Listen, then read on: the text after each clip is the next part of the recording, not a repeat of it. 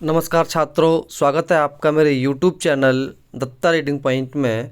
आज हम डिस्कस करेंगे CBSE 12th class political science chapter number 1 शीत युद्ध का दौर टर्म 1 के क्वेश्चंस MCQ जो कि आपको बहुत ज़्यादा हेल्प करेंगे। चलिए शुरू करते हैं। यहाँ लगभग आपके 70 क्वेश्चन होंगे। पहला क्वेश्चन आपका है, क्यूबा का जुड़ाव किस देश से था? तो सही आंसर हो जाएगा आपका ऑप्शन नंबर ए, सोवियत संघ। दूसरा है, फिदेल कास्त्रो किस देश का राष्ट्रपति था? आंसर हो जाएगा क्यूबा। देश का कौन सा समूह नाटो से संबंधित था? तो ये था आपका ब्रिटेन, फ्रांस और पश्चिमी जर्मनी।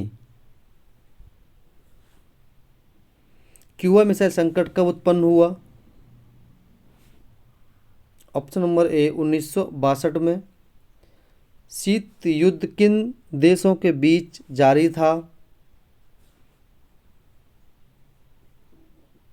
तो आंसर हो जाएगा ऑप्शन नंबर डी, सोवियत संघ और अमेरिका के बीच में। शीत युद्ध का चरम बिंदु था? Option number A, Cuba missile संकट। मित्र राष्ट्र में शामिल थे? Option number A, America, Soviet संघ, ब्रिटेन और फ्रांस। ध्रुवीय राष्ट्र में शामिल थे? जापान, जर्मनी और इटली। द्वितीय विश्व युद्ध के बाद किन दो महाशक्तियों का उदय हुआ? Option number B, America, Soviet संघ। यहाँ पर जल्दी करेंगे क्योंकि क्वेश्चन ज़्यादा है, फिर टाइम ज़्यादा लग जाएगा। शीत युद्ध का कारण था? ऑप्शन नंबर ए, अमेरिका और सोवियत संघ के महाशक्ति बनने की होड़। उत्तर अटलांटिक संधि संगठन नाटो की स्थापना कब हुई? तो ये हुई थी अप्रैल 1949 में। वार्सा पैक्ट का गठन कब हुआ? ऑप्शन नंबर सी, 1955 में। नव स्वतंत्र राष्ट्रों को दो ध्रुवीय विश्व की गुटबाजी से अलग रहने का मौका दिया? ये दिया गया था गुट निरपेक्ष आंदोलन द्वारा। उत्तरी और दक्षिणी कोरिया के बीच मध्यस्थता में किसने महत्वपूर्ण भूमिका निभाई थी?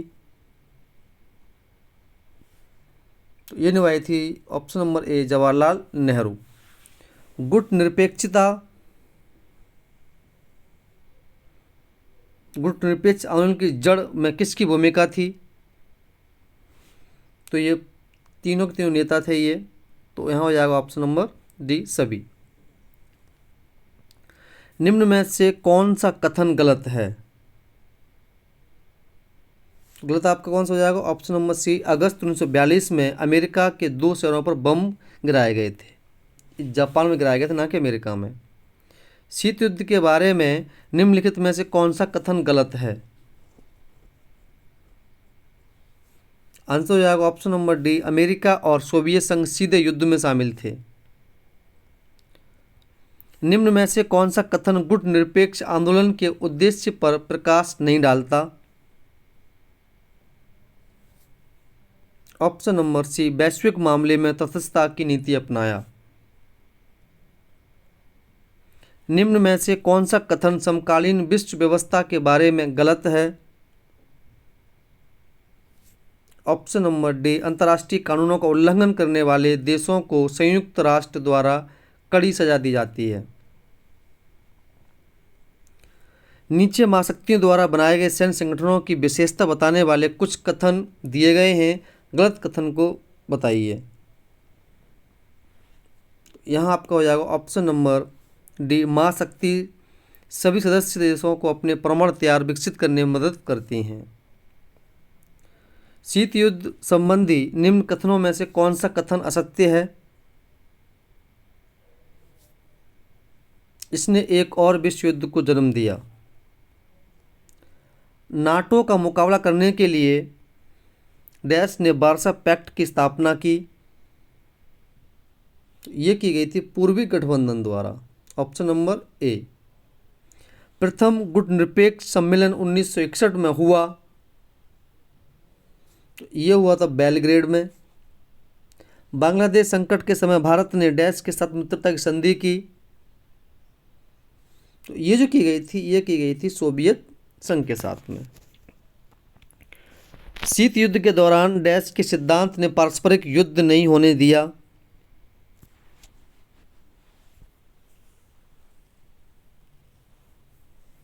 यहाँ आपका हो जाएगा ऑप्शन नंबर सी, सेक्थोरपी। 1949 में नाटो में डैश देश शामिल थे, 12 देश।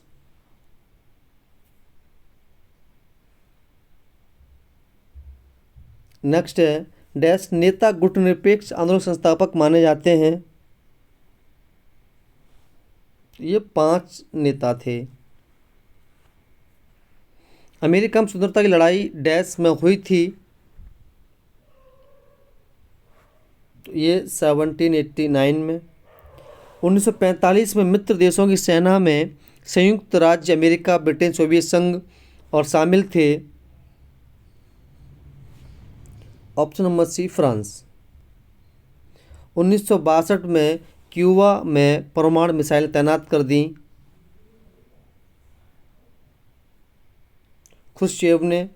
1914 से के बीच पहला युद्ध हुआ, तो ये हुआ था 1914 से 1918 के बीच में। पूर्वी गठबंधन को वार्सा पैक्ट के नाम से जाना जाता था, जिसकी स्थापना 1955 में हुई। गुटनिरपेक्षता ने अफ्रीका और लातिन अमेरिका के नव स्वतंत्र देशों को एक तीसरा विकल्प दिया, जिसने एशिया ने। खुश्चेव ने क्यूबा में परमाणु मिसाइलों कब तैनात कर दी, ये की गई थी 1962 में। क्यूबा के तट से लगा हुआ एक छोटा सा द्वीपीय देश था अमेरिका का। पूर्वी गठबंधन का अगुवा था किसका, सोवियत संघ का। पूर्व गठबंधन का अगुवा सोवियत संघ था। विश्व युद्ध की समाप्ति से ही शीत युद्ध की शुरुआत हुई, तो ये कौन सा विश्व युद्ध था, ये आपका था सेकेंड वर्ल्ड वॉर। अगस्त में अमेरिका ने जापान पर परमाणु बम गिराए, तो ये गिराए गए थे 1945 में। अप्रैल में दक्षिण अटलांटिक संधि संगठन की स्थापना हुई, ये हुई थी ऑप्शन नंबर डी 1949 में। द्वितीय विश्व युद्ध के अंत में अमेरिका द्वारा जापान और परमाणु बम गिराने की व्यापक रूप से आलोचना हुई, ऑप्शन नंबर ए। अमेरिका को पता था कि जापान आत्मसमर्पण करने वाला है और बम गिराना आवश्यक नहीं है। द्वितीय विश्व युद्ध के पश्चात किन शक्तियों का उदय हुआ, यह हुआ ए और बी, सोवियत संघ और अमेरिका का। द्विध्रुवीयता का अर्थ है विश्व का 2 गुटों में बटा होना। पूंजीवाद का अर्थ था एक ऐसी व्यवस्था जिसमें अर्थव्यवस्था पर सरकार का नियंत्रण होता है। पूर्वी गठबंधन के बारे में क्या सही है, यहाँ एक भी सही नहीं होगा। शीतकाल में बनाए गए पश्चिमी गठबंधन से क्या अभिप्राय है, पश्चिमी यूरोप के देशों द्वारा अमेरिकन नेतृत्व में एक गुट नाटो बनाना। पश्चिमी गठबंधन के बारे में क्या सही है,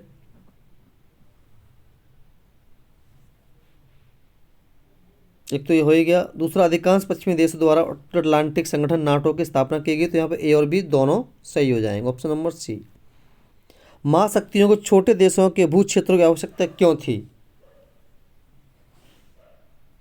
महाशक्तियों को अपने हथियारों और सेना का संचालन करने के लिए ऐसा किया गया, तो ऑप्शन नंबर ए यहाँ सही हो जाएगा।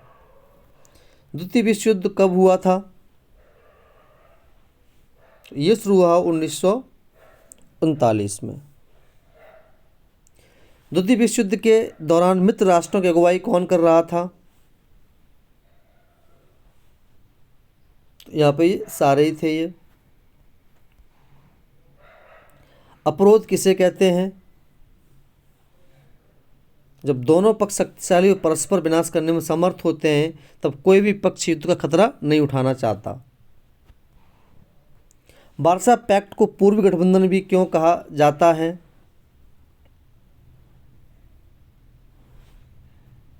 पूर्वी यूरोप के बहुत से देश सोवियत संघ नेतृत्व में गठित संगठन वार्सा पैक्ट में शामिल हुए थे। एक देश के बुनियादी मूल्य क्या हैं? यह हो जाएगा ए और बी दोनों। संप्रभुता, क्षेत्रीय प्रादेशिक स्वतंत्रता। 1960 के दशक के प्रारंभ में दोनों महाशक्तियों के बीच कौन सा समझौता हुआ था? सीमित परमाणु संधि और परमाणु प्रसार संधि, यानी कि ए और बी सी दोनों। गुट निरपेक्ष देशों के प्रमुख नेता थे, तो यह सभी हो जाएंगे, तीनों ही नेता यहाँ पर ये थे। गुट निरपेक्ष आंदोलन क्या है? यह विश्व के दोनों महाशक्तियों अमेरिका और सोवियत संघ गुटों में शामिल न होकर स्वतंत्र गुट निरपेक्षता की नीति अपनाने की विदेशी नीति थी। Option number A. गुट निरपेक्ष आंदोलन में शामिल देशों की सबसे बड़ी आवश्यकता क्या थी? तो यहाँ ऑप्शन ए और बी सी दोनों हो जाएंगे, क्योंकि आर्थिक रूप से अधिक विकास करने और अपनी जनता को गरीबी से उबारने के लिए। गुट निरपेक्षता की रणनीति के माध्यम से जवाहरलाल नेहरू किस लक्ष्य को प्राप्त करना चाहते थे? यहाँ पर दोनों ऑप्शन हो जाएंगे, ए और बी दोनों। तटस्थता का अर्थ है युद्ध में शामिल न होने की नीति का पालन करना। Option number A. क्या NAM नियम तटस्थ है?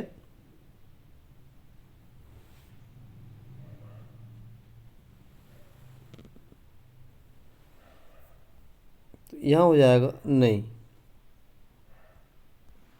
पहला गुट निरपेक्ष सम्मेलन कब हुआ था? 1961 में। तीसरे विश्व के नाम से किसे जाना जाता था? तो ये था गुट निरपेक्ष आंदोलन देशों में शामिल, यानी कि एशिया के देशों को। शीत युद्ध से क्या अभिप्राय है? Option number C. महाशक्तियों के बीच प्रतिद्वंद्विता, तनाव, संघर्ष तो जारी रहता है लेकिन युद्ध नहीं होता है। शीत युद्ध के काल में किन विचारधाराओं में तनाव चल रहा था? साम्यवाद और पूंजीवाद में। शीत युद्ध के दौरान दोनों गुटों ने हथियार का जमवाड़ा क्यों एकत्रित किया? क्योंकि यहाँ पर ये सारा था, तो यहाँ ऑप्शन नंबर डी हो जाएगा सभी। द्वितीय विश्व युद्ध के पश्चात वैश्विक राजनीति में क्या परिवर्तन आए? तो यहाँ विश्व में दो शक्तियों को उदय हो गया, बड़ी शक्ति थी, तो यहाँ सभी हो जाएगा यहाँ पर। शीत युद्ध का प्रमुख कारण क्या था? विश्व में अमेरिका, सोवियत संघ दोनों को महाशक्ति के रूप में उभरना, दोनों देशों की दूसरे के आगे निकलने की होड़, और दोनों शक्तिशाली परमाणु हथियार से थे, तो यहाँ सभी हो जाएगा। द्वितीय विश्व युद्ध के पश्चात वैश्विक राजनीति में अमेरिका की क्या स्थिति थी? अमेरिका बहुत मजबूत स्थिति में था, महाशक्ति बनना चाहता था, और 49 में उसने नाटो की स्थापना कर ली थी, तो यहाँ पे सभी हो जाएगा। विश्व एकल ध्रुवीय कब बना? 1991 में सोवियत संघ के विघटन के बाद। शीत युद्ध के क्षेत्र थे उत्तर कोरिया,